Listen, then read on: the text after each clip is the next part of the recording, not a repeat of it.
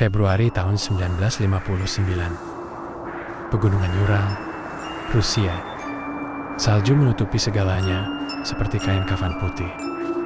Sunyi, beku, dan mengerikan. Tim pencari baru saja mendaki ke titik yang dikenal sebagai Dyatlov Pass. Mereka tidak tahu apa yang akan mereka temukan hingga melihat tenda itu. Tenda itu berdiri miring, sobek dari dalam. Jejak kaki tampak di salju, mengarah ke hutan gelap. Tidak masuk akal. Beberapa meter dari situ, tubuh pertama dua orang tanpa alas kaki. Hanya mengenakan pakaian dalam mereka, membeku di bawah pohon cemara. Hari-hari berikutnya, tubuh lainnya ditemukan satu demi satu. Beberapa penuh luka yang tak bisa dijelaskan.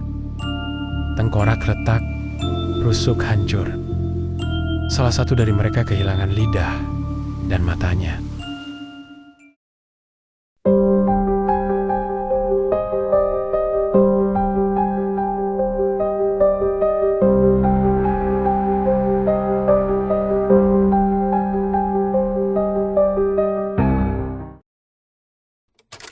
Pada Januari tahun 1959, 9 pendaki ski dari Institut Politeknik Ural memulai ekspedisi ke pegunungan Otorten. Mereka semua muda, terlatih, dan berpengalaman. Dipimpin oleh Igor Dyatlov, mahasiswa teknik berusia 23 tahun. Tujuan mereka menaklukkan puncak Otorten, daerah terpencil yang hanya bisa dicapai dengan ski dan berjalan kaki. Sebelum berangkat, mereka sempat berfoto, tertawa, bercanda. Namun satu orang, Yuri Yudin, harus kembali karena sakit. Tanpa dia sadari itu, menyelamatkan hidupnya. 1 Februari tahun 1959, sesuatu terjadi. Mereka memutuskan mendirikan tenda di lereng terbuka Gunung Kholat Shakh. Tidak ada yang tahu pasti kenapa mereka tidak turun ke lembah untuk lebih aman dari badai. Tapi malam itu adalah malam terakhir mereka hidup. Keluarga mulai khawatir.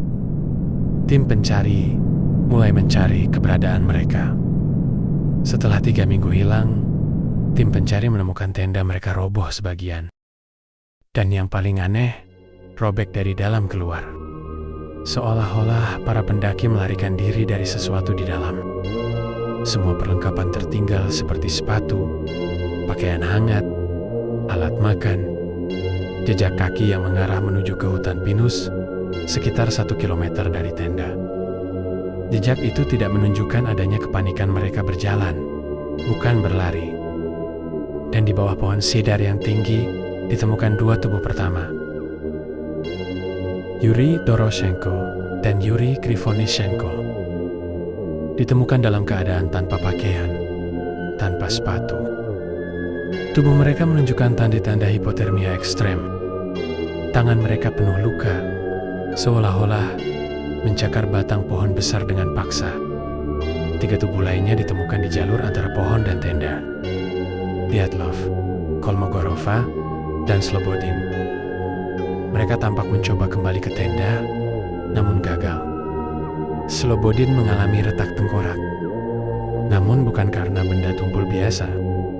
2 bulan kemudian, sisa 4 pendaki ditemukan terkubur dalam jurang dangkal, di bawah salju setebal 4 meter. Dan inilah bagian yang paling menakutkan. Lyudmila Dubinina rusuknya patah, lidahnya hilang. Semyon Zolotaryov, tulang dadanya hancur. Bola matanya hilang. Alexander Kolevatov, wajahnya hancur, seolah dihantam benda tumpul. Anehnya tidak ada luka luar yang menjelaskan trauma sebesar itu. Tidak ada memar, tidak ada tusukan. Seperti tekanan besar menghantam dari dalam. Beberapa pakaian mereka mengandung radiasi. Dari mana radiasi itu berasal?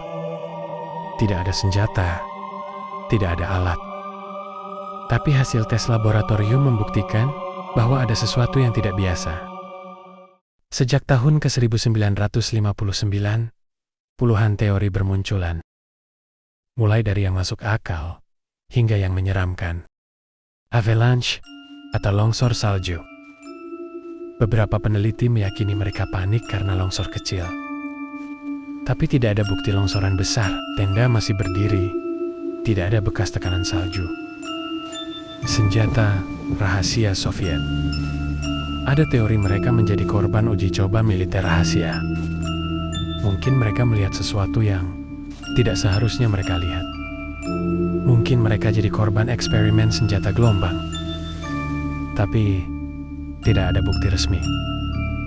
Apakah itu karena infrasound? Teori sains menyebutkan gelombang suara ultra rendah bisa menyebabkan disorientasi dan panik ekstrim. Tapi apakah suara bisa menghancurkan tulang dada? Makhluk mengerikan, Yeti. Salah satu kamera korban menangkap siluet hitam berdiri di kejauhan. Legenda menyebut adanya makhluk raksasa di pegunungan Ural. Tapi ini hanya rumor atau mungkin sesuatu yang lebih? Atau oleh makhluk dari dimensi lain? UFO dan entitas lain. Beberapa warga melaporkan cahaya oranye aneh di langit malam itu. Apakah mereka diburu oleh sesuatu dari luar bumi? Penyelidikan resmi ditutup dengan satu kesimpulan. Kematian akibat kekuatan alam yang tidak dikenal. Banyak dokumen disembunyikan, dan wartawan dicegah untuk masuk ke lokasi. Lokasi ditutup selama bertahun-tahun. Tahun 2019, penyelidikan dibuka kembali. Pemerintah Rusia menyatakan longsor kecil adalah penyebabnya. Tapi tidak semua percaya. Kamera para korban ditemukan dengan foto-foto terakhir. Gambar salju, tenda, wajah panik, dan satu foto terakhir cahaya di langit malam. Hingga kini, kita tidak tahu pasti apa itu. Mereka tidak mati karena dingin. Mereka mati karena sesuatu yang membuat mereka lari ketakutan di malam gulita. Mereka tidak dibunuh oleh manusia, tapi mungkin oleh sesuatu yang tak bisa kita lihat. Misteri Dyatlov Pass adalah teka-teki yang terus menghantui dunia, dan mungkin akan tetap menjadi misteri selamanya.